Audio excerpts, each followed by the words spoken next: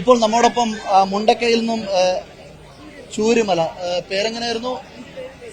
റസീന. ചൂരിമലയിൽ നിന്നും ഈ ദുരിതത്തിന്റെ ആ ഒരു വലിയ മലവെള്ളപ്പാച്ചിലിൽ അല്ലെങ്കിൽ ആ ഉരുൾപൊട്ടലിൽ രക്ഷപ്പെടുക മാത്രമല്ല, ഇവർ 4 അംഗ കുടുംബമാണ് റസീനത്തയുടെ.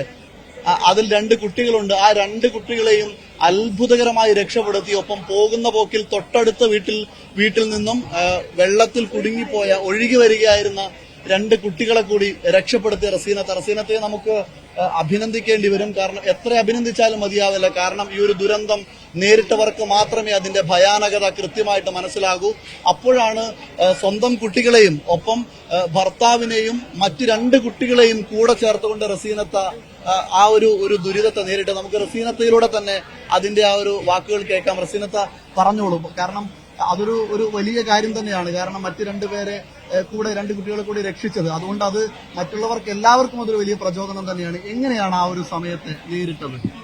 ഞങ്ങള് 1:45 അപ്പോ ഹസ്ബൻഡ് പറഞ്ഞു എന്തോ ഒച്ച കേൾക്കണെന്ന്. അപ്പൊ ഞങ്ങൾ നെറ്റി ഉണർന്ന് അപ്പോ നോക്കിയപ്പോ വെള്ളം നല്ല പാച്ചല് വീടിന്റെ സൈഡ് മൊത്തം വെള്ളത്തിലാണ്. അപ്പൊ എന്റെ കുട്ടികളെ വിളിച്ചപ്പോഴത്ത് അകത്തേക്ക് വെള്ളം ആഞ്ഞടിച്ച് വന്ന് ചെളിയും വെള്ളം കൂടെ അങ്ങനെ ഞങ്ങള് കുടുങ്ങിപ്പോയി. അപ്പൊ ഞങ്ങളെല്ലാരും കൂടെ കട്ടിലിന്റെ മേലെ കയറി നിന്നപ്പോഴത്തേനും സൈഡിൽ നിന്ന് അൽമറ വന്നിട്ട് മേത്തേക്ക് വീണ് ഞങ്ങള് ജാമായി.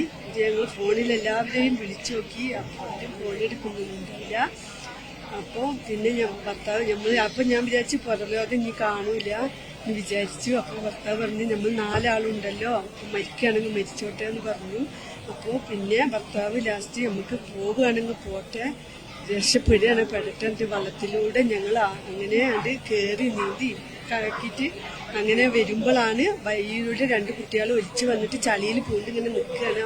ഇപ്പുറത്തുനിന്നൊക്കെ കരയുന്നുണ്ട്, രക്ഷിക്കണേ എന്ന് പറഞ്ഞിട്ട്. പക്ഷെ ഈ 2 കുട്ടികളെ ഞങ്ങൾ രക്ഷിച്ചിട്ട് കരക്ക് അങ്ങനെ റോട്ടിലേക്ക് എത്തി. ഇങ്ങനെ പിന്നെ നിങ്ങൾ ഈ റോഡിന്റെ ഇപ്പുറം വശത്തേക്കാണ് കടന്നത്. കാരണം നിങ്ങളുടെ വീട് എനിക്ക് തോന്നുന്നു നമ്മുടെ ആ ശിവക്ഷേത്രത്തിന്റെ ഓപ്പോസിറ്റ് സൈഡിലാണ്. ആ സൈഡിലാണ് ഉള്ളത്. ഞങ്ങൾ എന്നിട്ട് നമ്മളെ പള്ളിയൊക്കെ അല്ലേ, ആ ഭാഗത്തേക്കാണ് വന്ന് കയറിയത്. അവിടെ കുറെ ആൾക്കാരുണ്ടായി. അവര് ഈ കുട്ടികളെ ഞങ്ങളെ അടുത്തുനിന്ന് വാങ്ങി. പിന്നെ ഞങ്ങള് രക്ഷപ്പെടുമെന്ന് വിചാരിച്ചതല്ല, പക്ഷെ അതിന്റെ വലിയൊരു സന്തോഷമുണ്ട് മുഖത്ത്. നല്ലൊരു സന്തോഷമാണ്. ഒപ്പം ആ 2 കുട്ടികളെ കൂടെ ചേർക്കാനായത് അത് അതിലേറെ വലിയ സന്തോഷമാണ്. ആ 2 കുട്ടികളെയും കൂടെ രക്ഷിച്ചത് ഭയങ്കര സന്തോഷം. രേണുക, ഇങ്ങനെയൊക്കെയാണ് ഈ ക്യാമ്പിലെ ഇപ്പോഴത്തെ വിശേഷങ്ങൾ. കാരണം എല്ലാം നഷ്ടപ്പെട്ടവരാണ്. തങ്ങൾക്കുണ്ടായിരുന്നതെല്ലാം ആ ഒരു പുഴ കവർന്നെടുത്തു. എങ്കിൽ പോലും ആ രക്ഷപ്പെട്ടവർക്കുള്ള സന്തോഷം അല്ലെങ്കിൽ രക്ഷപ്പെടുത്തിയവർക്കുള്ള സന്തോഷം വളരെ വലുതാണ്. കാരണം പ്രത്യേകിച്ച് നമ്മൾ ഇന്നലെയൊക്കെ ആ വിഷ്വലൊക്കെ കണ്ടതാണ്. ആ ശിവക്ഷേത്രം നിന്ന സ്ഥലം, ആ അമ്പലം പൂർണ്ണമായിട്ടില്ലാതായി. ആ സ്കൂളിനോട് ചേർന്ന് ഇവരുടെ വീടൊക്കെ നിൽക്കുന്ന ആ ഭാഗത്ത് ഇപ്പോൾ ഒന്നും അവശേഷിക്കുന്നില്ല. ആ ഒരു മനോധൈര്യം കൊണ്ട് കുട്ടികളെയും എടുത്ത് മുന്നോട്ട് വെള്ളത്തിലൂടെ നീങ്ങിയത് കൊണ്ട് മാത്രമാണ് ഇവർ രക്ഷപ്പെട്ടത്. ഇനി നമുക്ക് ഇവർക്ക് വേണ്ടി നൽകാനുള്ളത് ഇവരുടെ പുനരധിവാസത്തിൽ എങ്ങനെ നമുക്ക് എല്ലാവർക്കും പങ്കാളികളാവുമോ അങ്ങനെ പങ്കാളികളായി ഇവരെ തിരിച്ച് നേരത്തെ എങ്ങനെയാണോ ഇവരൊക്കെ ജീവിച്ചത് അതുപോലെ ജീവിക്കാനുള്ള ഒരു സാഹചര്യം ഉണ്ടാക്കിയെടുക്കുക എന്നുള്ളത് മാത്രമാണ്.